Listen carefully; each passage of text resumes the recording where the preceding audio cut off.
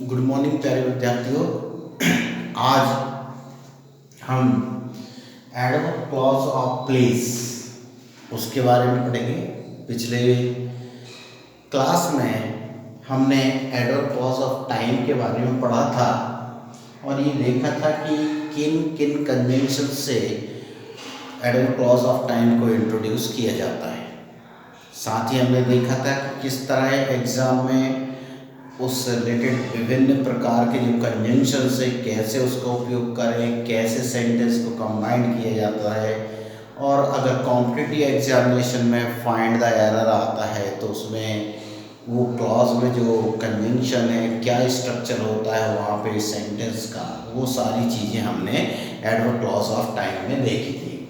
आज हम adverb clause of place पढ़ने जा रहे हैं जिसमें हम देखेंगे कुछ कंजंक्शंस हैं हमारे सामने जिनका हमें सेंटेंस को कंबाइन करने में भी इस्तेमाल करना है, और साथ में हम ये देखेंगे कि किस तरह से हम पहचानेंगे कि यहाँ एडवर्ब क्लॉज ऑफ प्लेस के कंजंक्शंस आएंगे।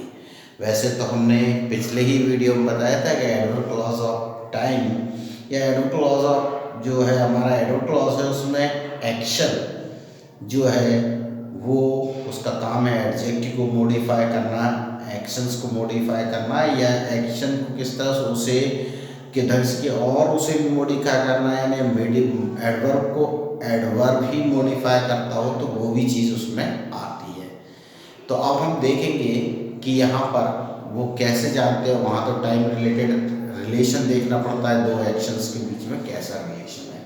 अब हम यहाँ पर देखेंगे, ये कुछ उदाहरण ले लेते हैं हम। जैसे एग्जाम्पल हमने दो सेंटेंस दिए, stand there, you are standing. ये दो सेंटेंस है। पहला सेंटेंस कह रहा वहीं खड़े रहो, दूसरा क्या सेंटेंस कह रहा जहां आप खड़े हो, जहां नहीं लिखा है आप खड़े हुए हो। तो मतलब ये है कि कब तो हो नहीं सकता ये दो सेंटेंस के बीच में, ये स्टैंड और यू आर स्टैंडिंग, ये दोनों के बीच में ये है कि वो दोनों एक्शंस के बीच एक स्थान का आभास हो रहा है। जब टू सेंटेंस जैसे हमने कहा an adverb clause of place is introduced by the following conjunctions, wherever और व्हेंस। ये तीन कंजंक्शंस है जिनसे हम एडवर्ब क्लॉज ऑफ प्लेस को तैयार करते हैं। जैसे हमने ये लिखा stand there where you are standing, तो अब ये उसको कंबाइन करेंगे तो क्या होगा, stand there where you are standing, या स्टैंड शॉर्ट में भी जहाँ हो वहीं खड़े रहो, stand there where you are वो भी आपका एडवर्ब क्लॉज ऑफ प्लेस है। अब इसमें हम देखें तो वहीं खड़े रहो जहाँ आप खड़े हुए हो, जहाँ आप खड़े हुए हो वो किसको, स्टैंड एक्शन है, क्रिया है, उसको मॉडिफाई कर रहा है। तो ये तो क्लियर है कि ये क्या है, एडवर्ब क्लॉज है। और क्योंकि उसने स्थान बता के इसको मॉडिफाई किया है तो इसको एडवर्ब क्लॉज ऑफ प्लेस कहेंगे।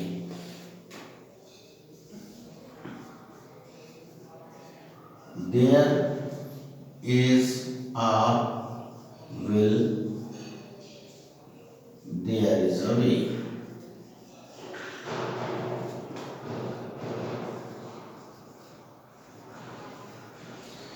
चाय है वहाँ चाय है, वहाँ राह है। तो इन दोनों सेंटेंस को जब हम कंबाइन करेंगे तो क्या होगा, दोनों के बीच में देयर देयर है और साथ में है, इज जो वर्ब है उसके विषय में है। तो एक्शन को मॉडिफाई किया जाएगा, मतलब जो क्रिया है उसको हेल्पिंग वर्ब को मॉडिफाई किया जाएगा। तो ये where there is a will, जैसे कहावत पता है, where there is a will there is a वे।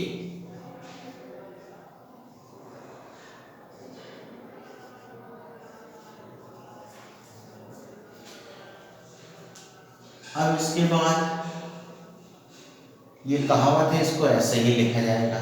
इसमें हम ये ऐसा नहीं लिखेंगे there is a will where there is a way where there is a will, पलटा के नहीं लिखा है। कहावत जो होती है वो एज इट इज जैसे फॉर्म में होती है, उसकी सैंक्टिटी, उसकी प्योरिटी को ध्यान में रख के और डिग्निटी को ध्यान में रख के काम किया जाता है। अब इसके बाद the dog followed his master.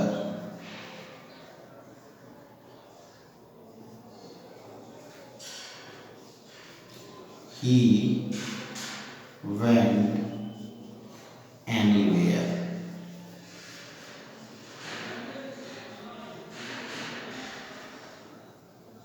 तो कुत्ता जो है अपने मालिक के पीछे पीछे गया, वो जहाँ भी गया। तो मतलब कहने की जब हम समय इसको कंबाइन करेंगे तो वेयर शब्द यहाँ पे आया हुआ है, तो ये साफ जाहिर है कि दोनों एक्शन के बीच क्या है, स्थान का संबंध है। तो इसको जब कंबाइन करेंगे तो हम क्या लिखेंगे, the dog followed his master wherever he went, या wherever the master went the dog followed, wherever his master went the dog followed him, ऐसा भी हम लिख सकते हैं। अगर इसको आगे ले जाते फर्क ये होगा कि ही की जगह तो मास्टर हो जाएगा, पहले wherever his master और करके लिख ही देता हूँ इसको, wherever his master went the dog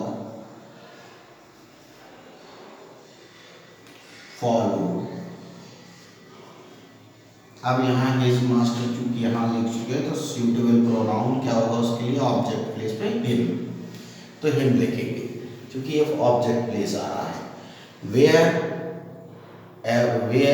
ever sorry where लिखना था, wherever his master went the dog followed him, ऐसे भी हम इसको लिख सकते हैं। अब एक चीज़ और होती है कि हम वेंस एक तो आर्किक वर्ड है पुरानी इंग्लिश में, आजकल बहुत कम इसका इसलिए यूज़ होता है अपने मॉडर्न कॉन्टेक्स्ट में, फिर भी हम वेंस का भी एक उदाहरण ले लेते हैं। वेंस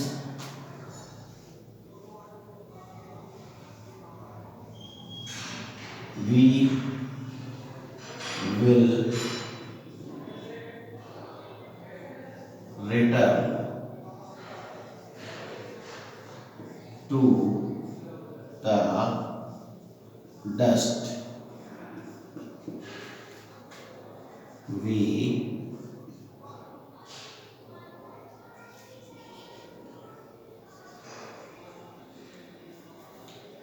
sprung from, या we have sprung from।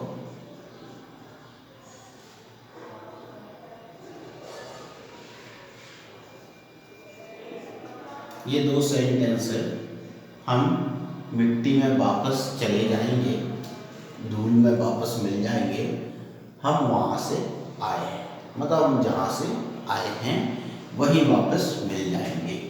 तो we will return to the